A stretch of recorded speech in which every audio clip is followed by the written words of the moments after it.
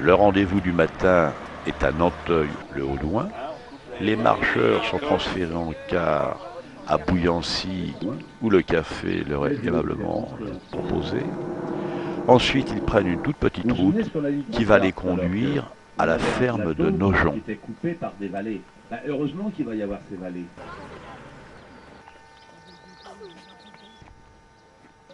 Et puis il y a quelque chose que je ne pourrais pas vous montrer, mais qui se croit dans le dos quand il y a du fond encore sur certaines de la montée.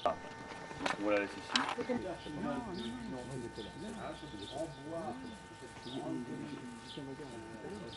La voie des Pierres. Comment s'appelle le gros village qui est la voie des Pierres?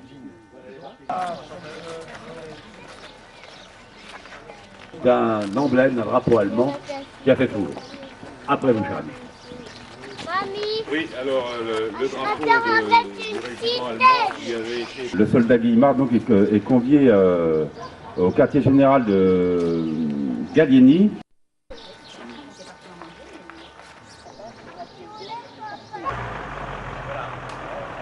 Assis en Mulcien, où on vient de passer en voiture, en car. Donc on se trouve à l'endroit où est marqué à peu près 4e DI allemande.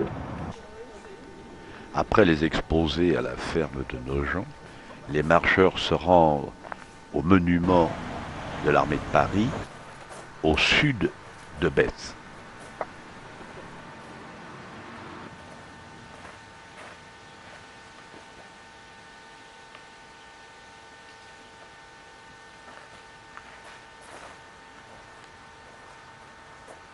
En mort!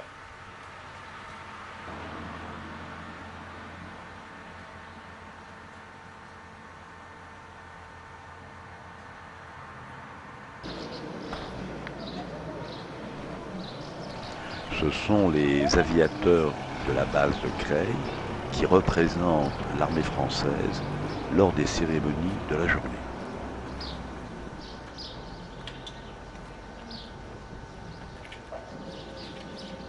En mort!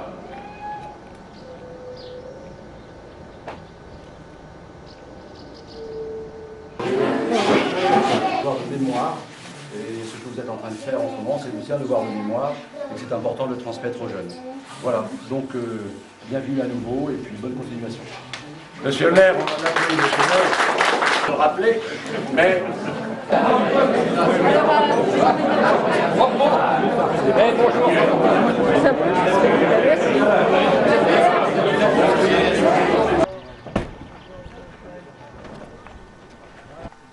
Après le déjeuner à Bèze, les marcheurs vont reprendre le chemin en direction de Nanteuil-le-Haudouin. Et depuis maintenant plusieurs jours, on essaie, en remontant au nord, de tourner les Allemands. Les derniers qu'on a vus qui ont essayé de la tourner, ils doivent être quelque part par là. Je pense que je dois voir. Est-ce qu'il y a des gens du pays là? Bon. Est-ce que tout à fait à l'horizon, c'est le bois de Montrol qu'on voit là-bas? Ah, c'est ça, c'est le bois de Montrol derrière. Bon. Donc vous vous rappelez la 68e DR dont on parlait? Me frapper l'esprit, c'est le fait de les avoir véhiculés en taxi. C'est quelque chose qui n'avait pas été imaginé, quoi. Vous vous rendez compte à la... C'était 2 régiments parisiens, 103 et 105, c'était des recrutements parisiens. C'était battu, le 8 et le 9 d'une manière effroyable. Enfin, surtout cette artillerie qui a quand même fait dominer.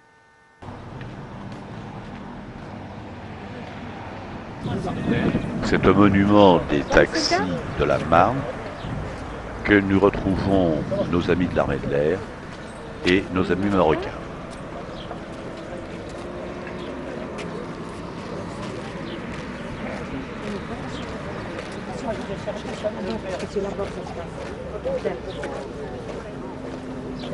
Voilà, t'assois là. T'entends le bruit, Quentin? Ah, oh là là,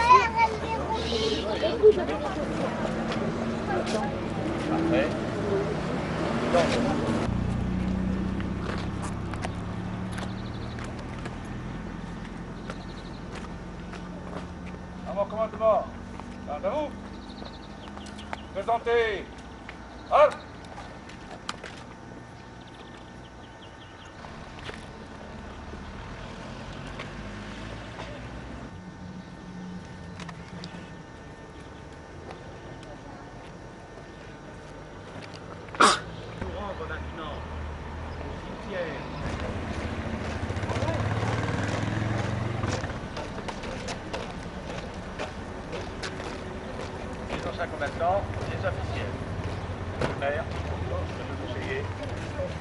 général, colonel.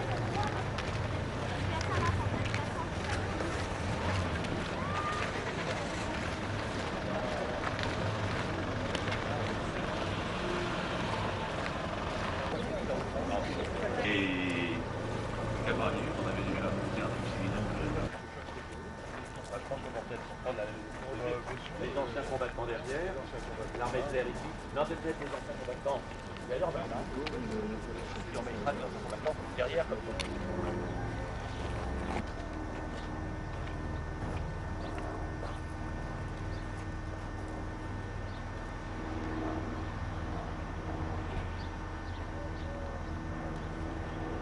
Pour le bar d'honneur. Ouais. Voilà, exactement. Tout le monde va être content de les voir ici.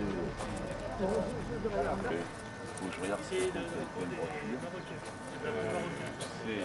Vous avez vu qu'à Nanteuil, il faisait pas toujours monde aujourd'hui. Vous avez profité des occasions extraordinaires.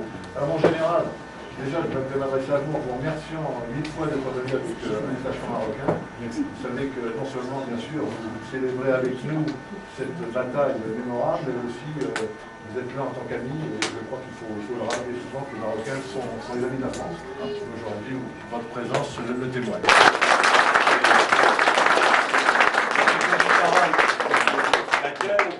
Les autorités qui nous reçoivent, et notamment dans le premier magistrat de la commune, la zone du maire.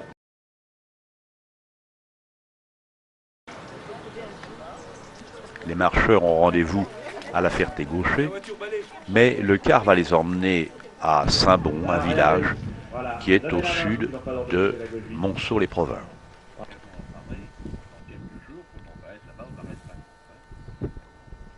Et puis on parlera aussi de la troisième de Joseph, aussi au Marais de Saint-Cloud. Mais nous, les Allemands qui nous intéressent ici, c'est le premier armée allemand, et plus particulièrement, on va parler aujourd'hui.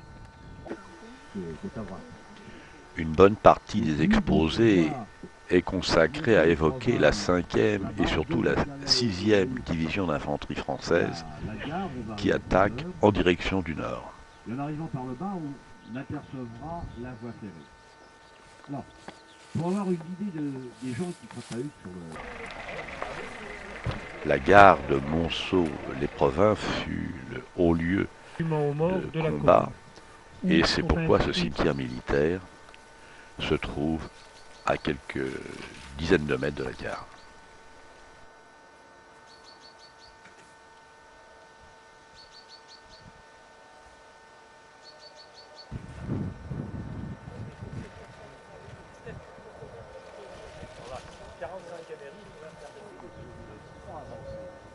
Même si leur emblème n'est pas très élevé, ça permet de s'approcher sans trop de perte. Par contre, une fois que les 30 choses sont là, il va pas venir tout droit, ils vont faire comme lui, ils vont prendre le petit chemin. Parce que là, si vous allez tout droit ici, alors, à tous les coups, il y a dû y en avoir. Bien entendu,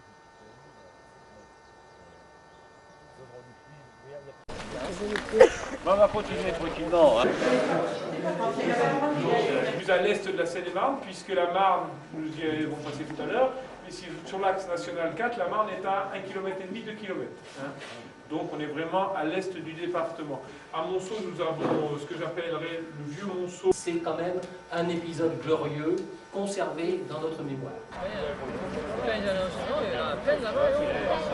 Après le déjeuner à Monceau-les-Provins, le car ramène les marcheurs à la Ferté-Gaucher et l'on commence par le rôle de la guerre de la Ferté-Gaucher dans les combats de la région.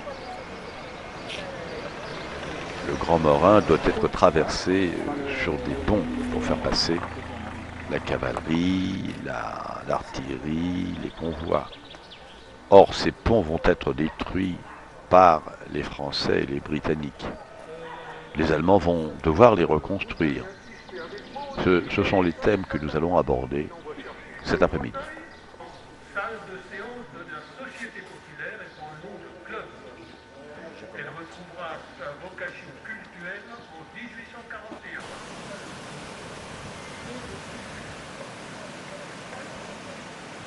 Malgré plusieurs tentatives, les Allemands conservent leur paix en colonisation.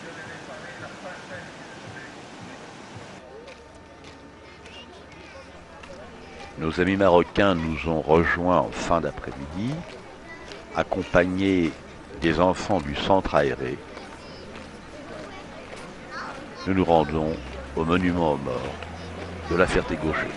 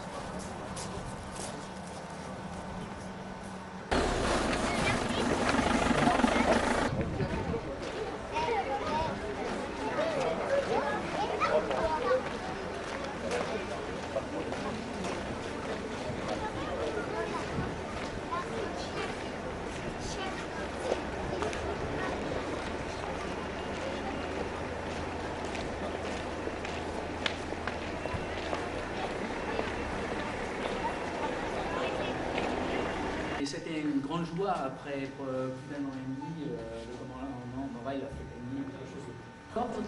Et à la Ferté-Gaucher, s'il n'y a pas de loisirs, ce centre de loisirs de la Ferté-Gaucher, qui a mené des jeunes, des enfants, sur cette cérémonie du souvenir. Et c'est quelque chose de très important pour moi et pour nous tous, qui aimons l'histoire, c'est quand même quelque chose de très important. Pour l'accueil de la Ferté-Gaucher. On applaudit.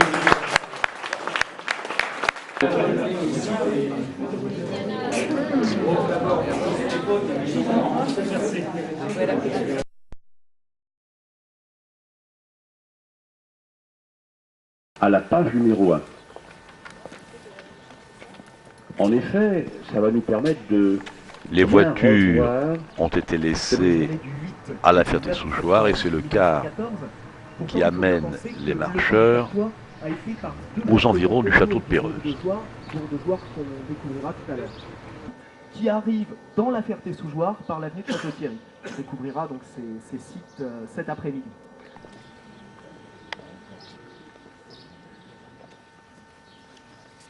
Alors, on se trouve ici sur un site qui s'appelle...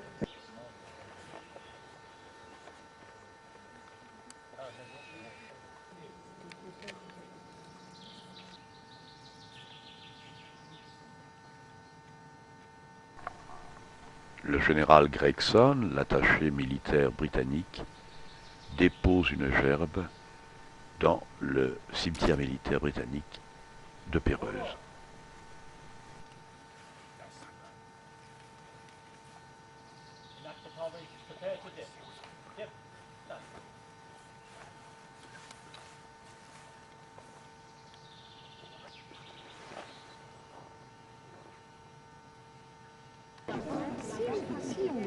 Mes amis, on avance dans le champ.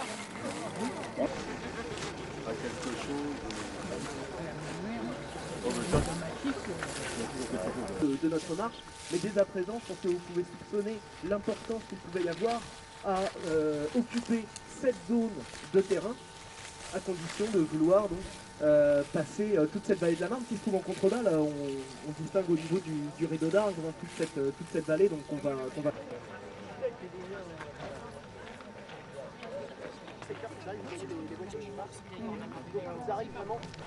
Les marcheurs vont s'acheminer en direction de Jouarre.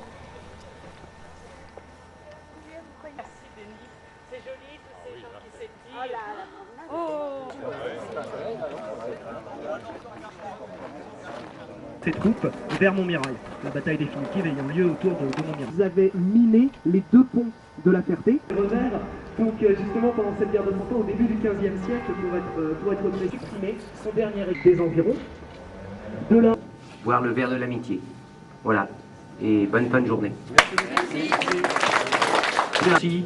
Un lieu à commémorer, c'est la Ferté-sous-Jouarre à ce propos. Madame Richard, maire de la Ferté-sous-Jouarre, trinque avec les marcheurs. C'est bien.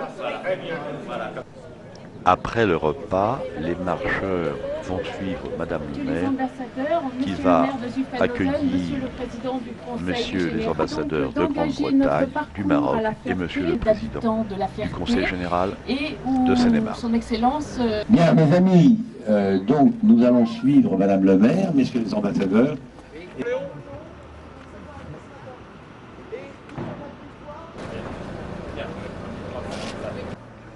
Du nord au sud pour les Britanniques et les Français, du nord au sud pour les Allemands, à chaque fois les ponceaux. Ici, dans la journée du 8 septembre, mais la ville de la Ferté-sous-Jouarre, de par son installation sur la Marne, également au confluent de ce fleuve avec le Petit Morin, c'est au nord qui reflue vers Coulommiers.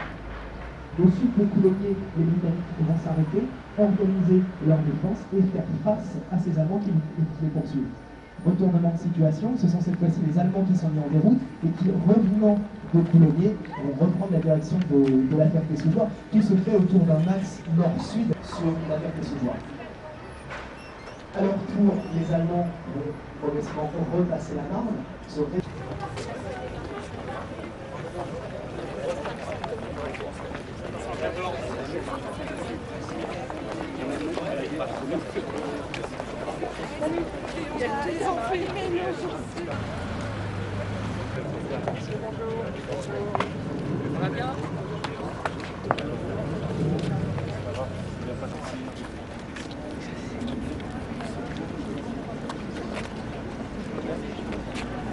Monsieur l'ambassadeur du Maroc va recevoir les marcheurs. Pour l'occasion, et c'est pas fait exprès, c'est fait avec l'humour britannique que nous n'avons pas, on va partager notre technique. Donc c'est un clin d'œil à mon ami l'ambassadeur de Grande-Bretagne et à toute cette communauté britannique qui nous honore aujourd'hui et qui est un symbole de partage. Parce que quand on arrive dans une maison marocaine, la première chose qu'on observe, c'est le thé. C'est un symbole d'amitié et de solidarité. Nous tenions donc à faire ce clin d'œil à nos amis français, britanniques et allemands qui sont ici présents. Et merci Madame le maire encore une fois.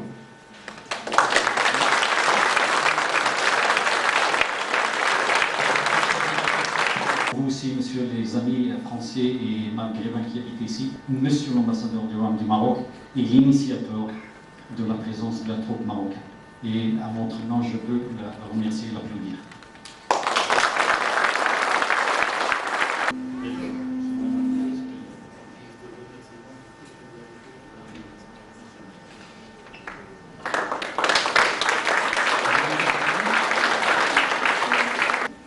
Je ne sais pas si le commandant Morel était un excellent cavalier, mais ce que nous sommes sûrs, c'est que vous en avez les deux qualités essentielles, à savoir l'élégance et l'esprit.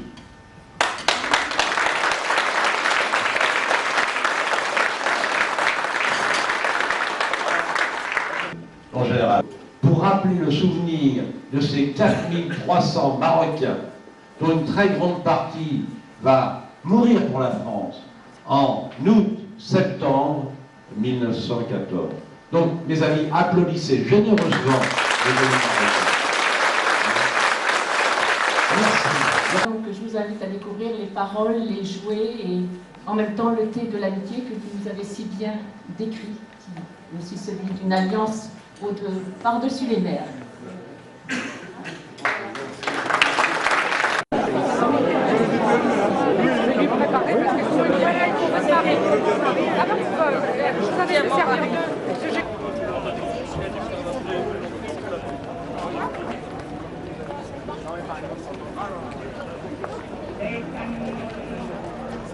Lieutenant Collingwood Thompson, la première victime des combats pour la reconquête de la Ferté-sous-Jouarre les 8, 9 et 10 septembre.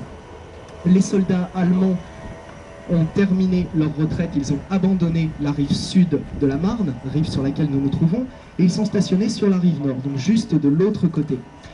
Un premier permettant à l'ensemble de leurs soldats de traverser la Marne, et que cette construction, ils vont la faire sous le feu ennemi. Et de la Marne, qui coule juste là, le Petit Morin coule juste ici, se jette ici même à la Ferté-sous-Jouarre.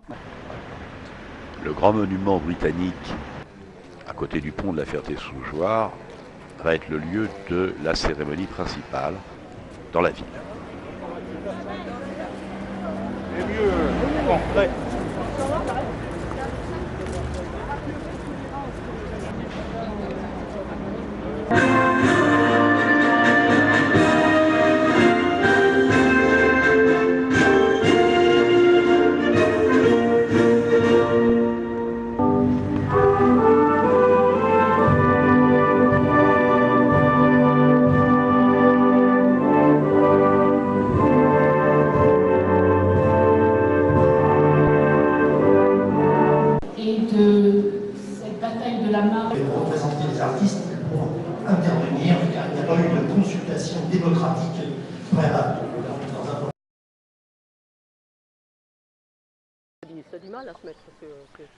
Le rendez-vous des marcheurs est à Montreuil-au-Lion.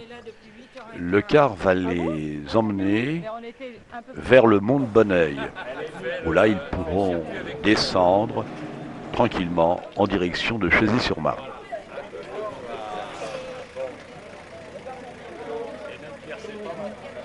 De nombreuses maisons ont été atteintes ou détruites par les bombardements ennemis. On retrouve encore des obus dans les champs de ci de là.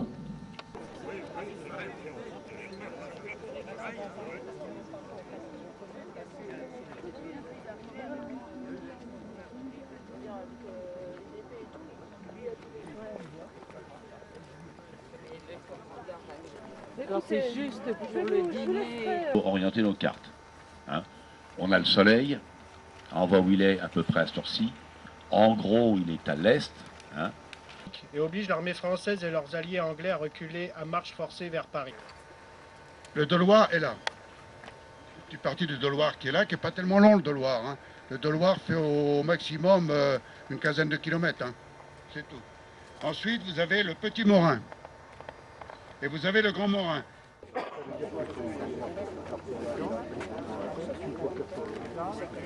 Le côté pratique. La lecture.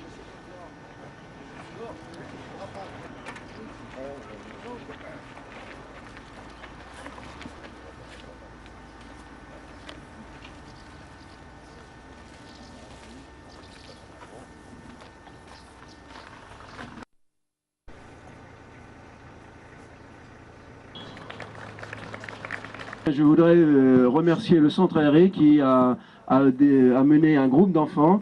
Et ce groupe d'enfants, vous allez voir, on travaillait pendant 1 an à demander d'écrire des courriers comme si c'était des soldats au front.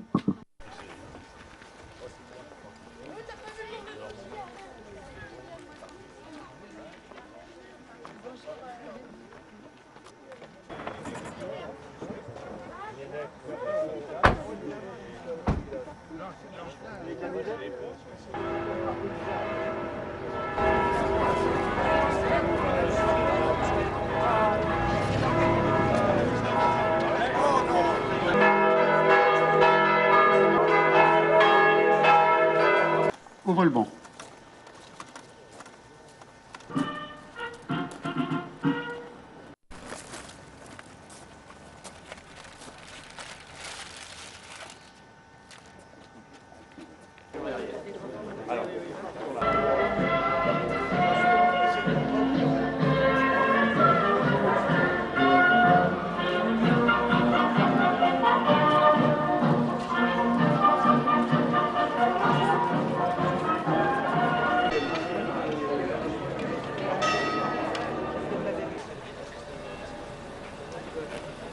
C'était très facile, puisque quand le commandant Morel m'a demandé de êtes-vous partant pour organiser. C'est avec plaisir que je m'associe aujourd'hui à cette manifestation. C'est une grande manifestation. Je suis très heureuse de l'invitation que j'ai reçue du commandant Morel et encore plus heureuse de marcher en votre compagnie. Vers 1 heure, la route résonne sous les talons des bottes. c'est l'arrivée des troupes allemandes.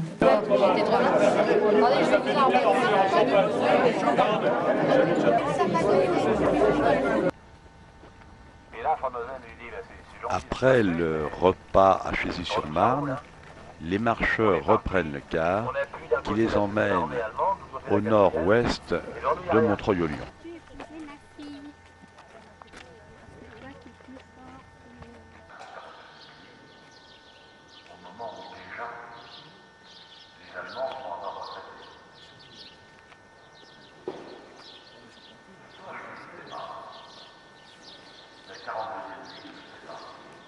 On arrive à une petite production, une grosse poignée.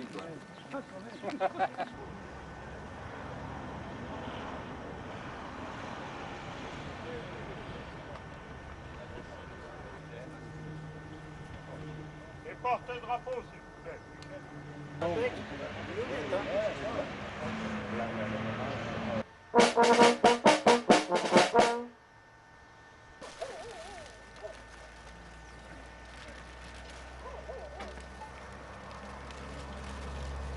La bataille de la Marne en 1914.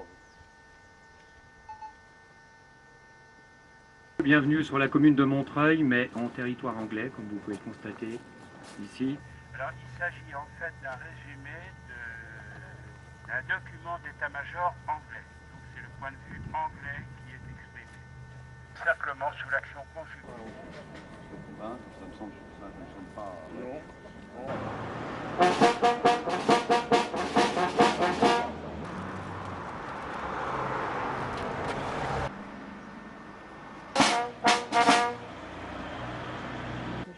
Avant de prendre le verre de l'amitié que vous avez bien mérité après toutes ces marches de la journée sous le soleil, je voudrais signaler la présence ici de Madame Poitin, conseillère régionale, ça nous a fait extrêmement plaisir.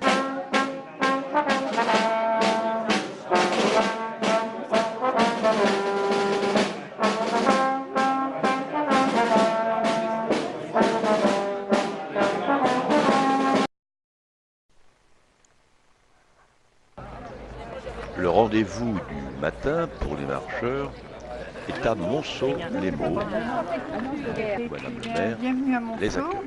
Et je dirais que nous allons essayer d'être nous allons nous diriger vers un premier point de vue où se sont déroulées les batailles de Barcy, de Chambry, de Varennes. C'est la bataille de Waterloo. Dans la nuit du 2 au 3.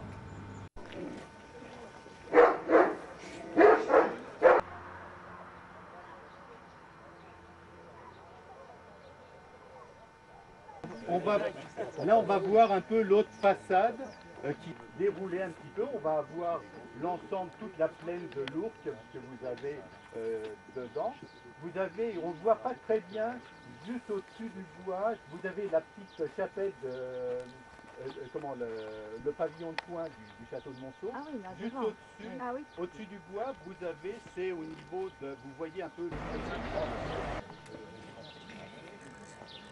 De Monceau, les mots.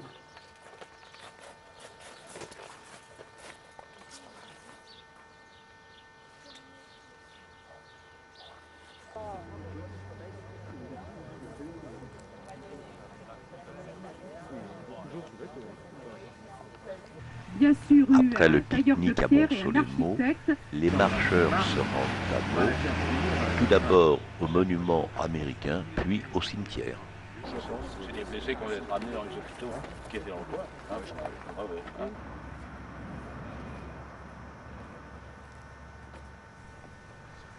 Cérémonie franco-allemande dans le cimetière civil où se trouve le carré militaire.